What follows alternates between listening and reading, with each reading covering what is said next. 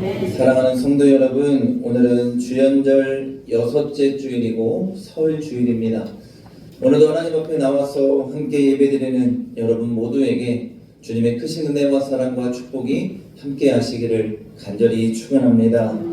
특별히 명절을 맞아서 고향 교회를 방문하신 모든 분들을 주님의 이름으로 사랑하고 축복합니다. 오늘은 복 있는 가정이라는 제목의 말씀으로 함께 은혜를 나누기 원합니다. 먼저 설 명절을 맞이하며 여러분의 가정이 올 한 해에도 하나님의 은혜 가운데 복되고 평안한 가정, 은혜와 사랑이 넘치는 가정이 되시기를 주의 이름으로 간절히 축원합니다. 또한 여러분 한 분 한 분의 삶이 올 한 해에도 복되고 평안하며 주님이 주시는 이 사명을 잘 감당할 수 있는, 그래서 하나님을 기쁘게 하는 한 해가 될 수 있기를 주님의 이름으로 간절히 부탁을 드립니다. 이제 명절을 맞아 온 가족이 한자리에 모이게 될 것입니다. 여러분, 새해 설명절이면 우리가 만날 때마다 인사합니다. 여러분 뭐라고 인사하죠? 그렇죠. 새해 복 많이 받으세요. 이렇게 인사를 합니다. 이처럼 우리는 복 받기를 좋아합니다. 그렇다면 우리가 생각해 보아야 합니다. 성경에서 말하는 복이란 과연 무엇일까? 과연 성경이 말하는 복 있는 가정이란 어떤 가정일까? 오늘 시편 128편의 말씀을 통해 우리가 그 해답을 찾아가는 은혜가 있기를 원합니다. 오늘 말씀을 통해 우리 가정이 하나님이 세우시는 복된 가정으로 세워지기를 원하고, 우리 모두가 말씀을 통해 깨닫고 그렇게 행함으로 우리의 가정을 복되게 세워갈 수 있는 축복이 있기를 간절히 소망합니다. 저는 오늘 말씀을 통해서 세 가지 교훈을 얻고 함께 깨닫기를 원합니다. 첫째로 여러분, 우리의 복의 근원이 하나님을 경외함에 있음을 알아야 합니다. 한번 따라해 볼까요? 복의 근원은 하나님을 경외함에 있습니다.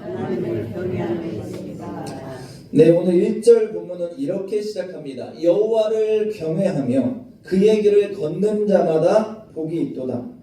여러분, 세상의 복의 조건은 무엇일까요? 세상은 물질에서 그 복을 찾습니다. 얼마나 성공했냐? 얼마나 좋은 차를 타냐? 얼마나 좋은 집에 사냐? 얼마나 많은 것을 갖고 있느냐를 봅니다. 하지만 하나님이 말씀하시는 복은 다릅니다. 성경은 그 복을 다르게 이야기합니다. 여호와를 경외하는 것, 하나님과의 관계에서 복을 찾습니다. 여러분, 하나님을 경외한다는 것, 하나님과의 관계, 무엇을 말할까요? 하나님을 경외한다는 것은 하나님을 두려워함과 동시에 깊이 사랑하는 것이고 그분을 마음 깊이 존중하는 것입니다. 여러분, 가끔 정말 우상과 같이 여겼던 좋아하는 연예인들을 일반인들이 만나는 모습을 TV에서 보여주는, 그래서 막 팬들이 떨려가지고 그 연예인 얼굴도 쳐다보지 못하고 좋아하고 사랑하는 그 마음을 어떻게 할 줄 몰라 하는 모습을 TV를 통해 여러분 보신 적이 있어요. 우리 친구들 오늘 함께 예배 드리는데 여러분이 좋아하는 연예인 BTS라면 그 BTS를 여러분 앞에서 본다고 하면 여러분들 어떨 것 같습니까? 떨리겠죠. 좋겠죠. 근데 여러분, 이러한 마음을 우리 하나님께 가져야 합니다. 하나님과의 관계가 이렇게 되어야 합니다. 저는 믿습니다. 감히 연예인과 우리 하나님을 비교할 수 없지만 하나님을 생각하면 먼저 여러분의 마음에 벅참이 있어야 합니다. 사랑하는 마음이 가득해야 합니다. 하나님을 사랑하고 하나님을 생각하면 너무너무 여러분의 마음에 기쁨이 넘쳐야 합니다. 그 다음이 뭐냐면 두려워하는 마음입니다. 그분의 위대하심과 그분을 향한 동경과 그분의 사랑에 대해서, 그래서 두려운 마음을 갖고 그분 앞에 서서 더 잘하고 싶다. 그래서 주님 앞에 더 잘 보이고 싶다. 그래서 그분의 말씀을 지키고 행하고 싶어하는 마음이 여러분 마음속에 가득해져야 합니다. 하나님과 내가 그런 관계 가운데 있어야 한다는 것입니다. 이것이 뭐예요? 복의 시작이라는 것입니다. 명절에 우리가 모여서 조상들을 추억하고 가족들끼리 사랑을 나누는 것 중요합니다. 여러분, 가족들에게 최선을 다하십시오. 그 사랑을 전하십시오. 그러나 거기서 멈추지 말고 여러분은 가정에 어른입니다. 가정의 아버지고 어머니로서 하나님을 인정하고 높여드리는 믿음의 모습, 하나님을 경외하는 모습을 보이시기를 바랍니다. 어떻게 해요? 무엇으로 어떻게 할까요? 아주 간단합니다, 여러분. 명절 아침에 아침 먹기 전에 아버지가 가족들을 모아놓고 함께 예배를 드리는 것입니다. 어려워요, 목사님. 설교 못해요. 다 준비되어 있어요. 순서지가 다 나와 있어요. 그대로 읽기만 하면 됩니다. 예배를 드리는 거예요. 그리고 또 손자들 중에 아니면 자녀분들 중에 함께 식탁에 둘러앉고 아침 식사를 놓고 기도하고 함께 식사를 나누는 거예요. 함께 사랑을 나누는 것입니다.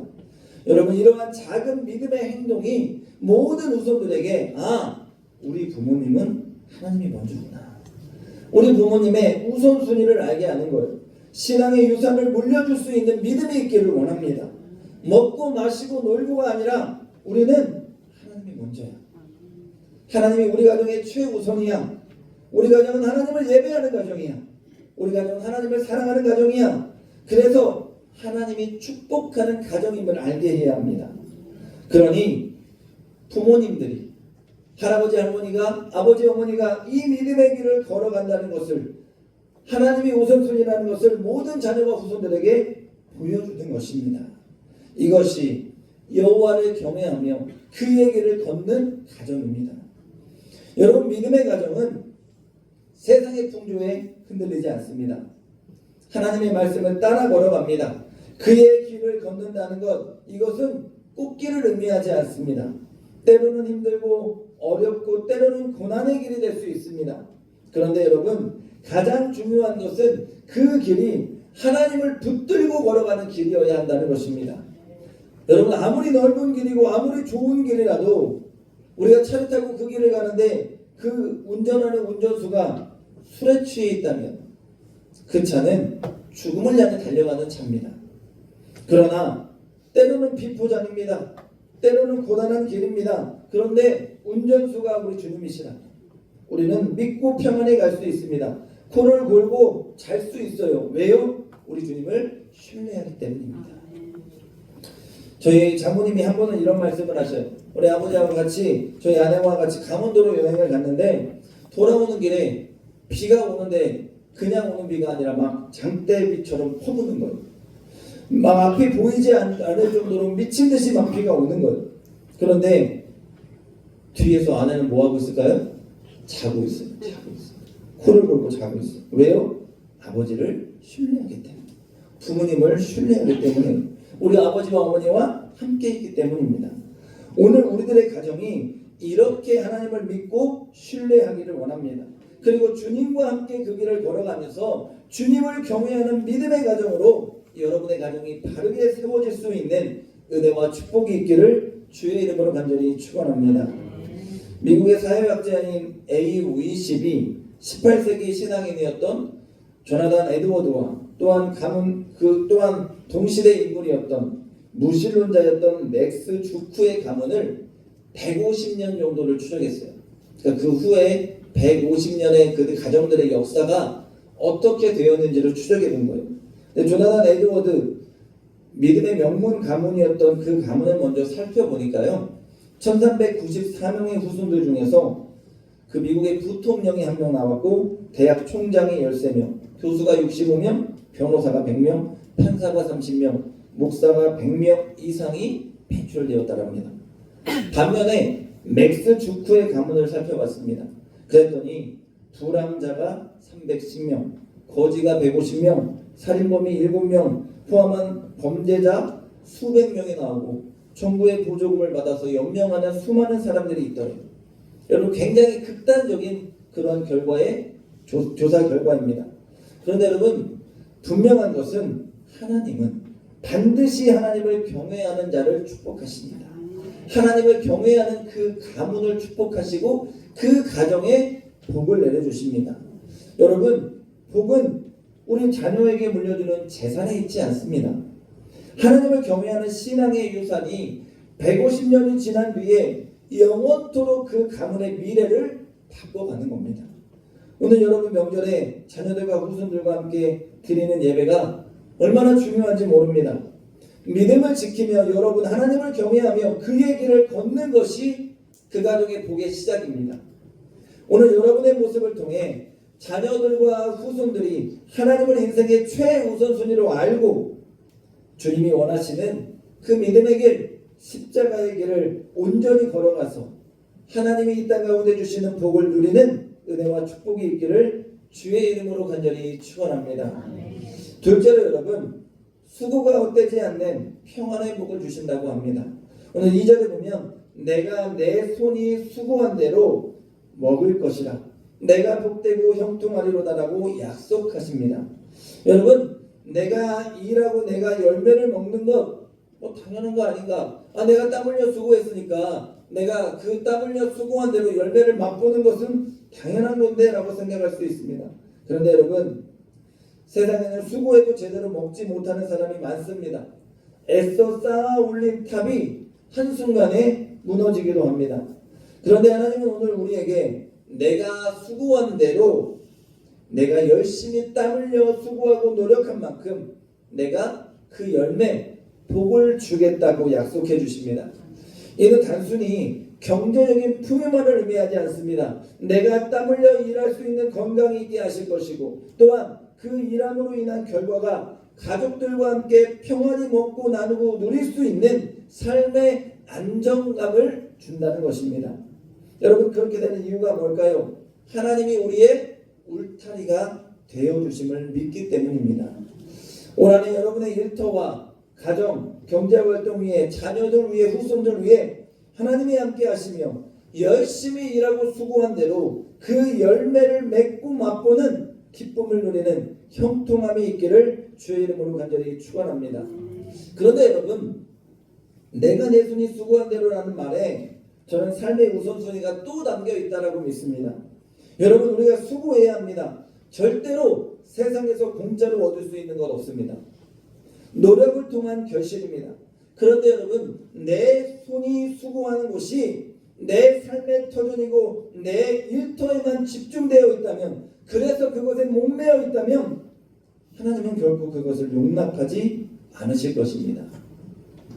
기준을 벗어나면 안 됩니다. 믿음의 사람은 믿음의 길을 걸어가면서 하나님의 말씀과 하나님이 내 삶의 기준이 되어야 되는데 그 기준을 벗어나면 안 됩니다. 여러분, 우리는 하나님의 자녀입니다. 우리는 하나님의 것입니다.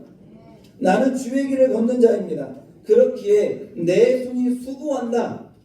하나님이 내 손이 수고한다고 하는 것은 세상 일에만 국한하지 않고 주의 일에도, 하나님을 찬양하는 일, 하나님을 예배하는 일, 주를 위해 헌신하는 일에도 우리의 수고가 있어야 함을 말씀합니다.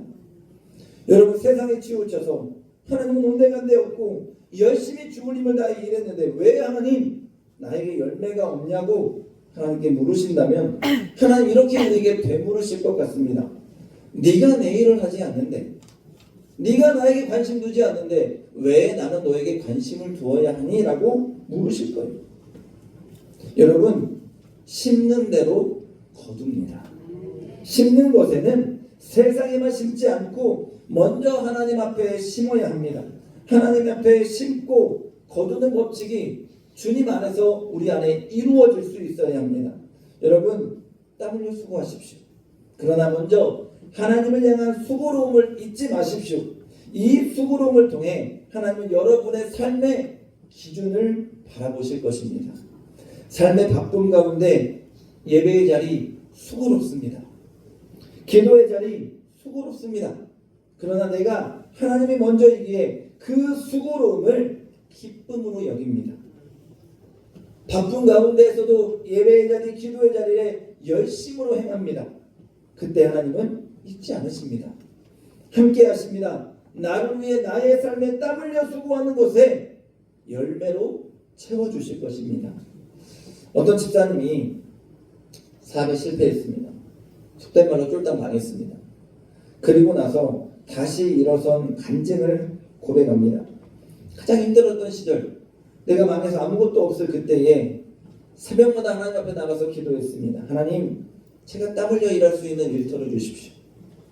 그 수고가 약한 길로, 악한 길로 내가 나가지 않게 나의 수고로움이, 나의 노력이, 나의 땀 흘림이 악한 길로 새어나가지 않게 주님 지켜주십시오.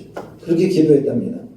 이후에 하나님이 은혜를 주셔서 작은 구멍가게부터 다시 시작했답니다. 그런데 주변의 모든 가게들이 뭐 하나만 있는 게 아니고 뭐 경쟁업체들이 있을 거 아니에요. 근데 주변에 있는 가게들이 무리한 투자로 무너질 때에도 이 집사님이 정직한 수고와 11조와 철저한 감사로 이 시절을 버텼대요. 지켰대요. 훗날 이 집사님이 어느 정도 성공의 자리에 올라서 이렇게 고백하는 거예요. 많이 버는 것보다 더 큰 복은 하나님이 내 수고의 열매를 도둑맞지 않게 울타리가 되어 지켜주시는 복이었습니다. 오늘 세상의 사람들은 더 많이 가지려고 합니다. 그렇게도 더 많이 가지려 애씁니다. 그러나 성경은 수고한 대로 먹을 것을 복이라고 합니다. 하나님이 그 복을 주실 것입니다. 오늘 세상의 주의 세상의 가치로 하나님을 잃어버리고 살아간다면 밑빠진 독에 물붓기입니다. 오늘 우리의 인생이 그런 인생이 아니라 하나님이 평안의 뚜껑을 덮어주셔서 누리게 하시는 그런 믿음의 인생, 그러므로 주시는 것에 만족하여 부족함이 없다고 고백하며 주시는 열매로 기쁨을 누리는 그런 여러분의 인생, 여러분의 후손들의 인생이 될 수 있기를 주의 이름으로 간절히 축원합니다. 셋째로 여러분, 생명력 넘치는 가족의 관계에 복을 주십니다. 마지막으로 여러분, 하나님은 가정을 아름다운 정원의 모습으로 묘사하셨어요. 아내를 향해서는 안방에 있는 내 아내는 결실한 포도나무 같으며 라고 하셨습니다. 여러분, 포도나무는 풍성한 열매와 기쁨을 상징합니다. 아내가 가정 안에서 사랑받고 존중받을 때 그 가정은 기쁨의 향기가 가득합니다. 또한 자녀를 향해서는 내 식탁에 둘러앉은 어린 자녀들은 어린 감람나무 같으리로다라고 하셨습니다. 여러분, 감람나무의 특징이 뭐냐면 척박한 땅에서도 잘 자라납니다. 오랜 시간 귀한 올리브 기름을 제공합니다. 여러분, 믿음을 지키며 살아가는 우리 자녀들, 당장에는 별 볼 일 없어 보입니다. 당장에는 힘들고 어려워 보일 수도 있습니다. 그러나 하나님의 은혜 안에 있는 그 자녀들은 생명력 있게 자라날 것입니다. 조금씩 더디게 자랄지라도 마침내 하나님이 좋은 열매를 맺게 하시고 믿음의 명문 가문의 기둥 같은 존재가 될 수 있도록 하나님이 축복해 주실 것입니다. 여러분, 오늘 내 식탁에 둘러앉으라는 말씀이 나옵니다. 여러분, 식탁에 둘러앉는다는 것은 서로를 축복하고 웃음을 나누는 것입니다. 이것이 바로 하나님이 우리에게 보여주시는 천국의 모형입니다. 여러분, 다른 곳에서 하나님 나라를 찾지 마시고 내 가정이 먼저 하나님 나라가 될 때에 우리 안에 하나님 나라가 임하고 우리 교회 안에 여러분의 삶의 터전에 하나님의 나라가 임하게 될 줄로 믿습니다. 그러니 여러분, 자녀들과 또 후손들과 식탁에 둘러앉으시면 여러분 축복해 주십시오. 믿음의 덕담을 나누시고 신앙의 덕담을 나누십시오. 사랑하는 아무개야, 너는 하나님의 것이야. 하나님이 너를 축복할 거야. 열심히 노력해. 하나님이 너에게 복을 주실 거야. 공부하는 친구들에게는 최선을 다해서 공부해. 하나님이 너에게 지혜를 주실 거야. 좋은 결과도 주실 거야. 사랑하는 자녀가 있습니까? 잘 될 거야. 엄마가 기도한다. 아버지가 기도한다. 너희들의 가정은, 너희들의 삶의 터전은 복을 받을 거야. 이런 믿음의 덕담, 신앙의 덕담을 나누십시오. 세상의 정치 이야기하고 자녀들과 다투지 마시고, 누구네는 집 샀다더라, 누구네 아들은 승진했다더라, 이런 말로 자녀들과 손자들의 기를 기죽이지 마시고 신앙의 덕담을 나누며 시골에 내려온 것이 참 행복하다. 나 우리 아버지 집, 우리 할머니 할아버지 집에 온 것이 너무너무 행복하고 평안하다. 이런 마음이 들게 해주십시오. 그래서 더 자주 오고 싶게, 더 자주 사랑을 나눌 수 있게 그렇게 해주십시오. 또한 우리 아버지 어머니는 참 믿음의 어른이다라는 생각이 들도록 여러분의 가정을 그렇게 세워갈 수 있기를 주님의 이름으로 간절히 축원합니다. 여러분, 부모는 자녀의 거울입니다. 여러분의 믿음의 모습, 가정을 화목하게 이끌어가는 모습 가운데 자녀들이 후손들이 그 모습을 보고 배우는 것입니다. 오늘날 여러분 가정이 얼마나 중요한지 모릅니다. 가정에서 사랑이 깨어지고 가정에서 평화가 깨어지고 가정에서 서로를 존중하며 깨어지면 세상에서도 교회에서도 모든 것이 다 깨어집니다. 그러니 여러분의 가정을 화목하게 만드십시오. 조금 이해하고 조금 양보하시고 조금 더 희생하시고 사랑으로 가정을 따뜻하게 감쌀 수 있는 은혜가 여러분 모든 가정 가운데 있을 수 있기를 주님의 이름으로 간절히 축원합니다. 사랑하는 성도 여러분, 4절 말씀에 다시 강조합니다. 여호와를 경외하는 자는 이같이 복을 얻으리로다. 그러니 가정의 화목의 시작도 아내가 결실한 포도나무 같이 열매를 맺는 것도 자녀가 어린 감람나무와 같은 것도 그 시작이 하나님을 경외하며 그의 길을 믿음으로 걸어갈 때에 이러한 복을 누리게 되는 것입니다. 여러분, 세상을 따라가지 마십시오. 세상적 복인 물질을 따라가지 마십시오. 하나님을 경외하며 그의 길을 걸어갈 때 내 손이 하나님의 일을 감당하며 열심히 수고하고 노력할 때 하나님의 복이 나를 따라올 것입니다. 이번 명절 우리 가족의 중심에 다시 한번 여러분 하나님을 모시십시오. 우리 가정이 하나님을 경외함으로 수고가 헛되지 않는 모든 식구가 포도나무와 같이 감람나무처럼 풍성한 은혜가 맺어지는 그런 진짜 복 있는 가정이 되시기를 주의 이름으로 간절히 축원합니다.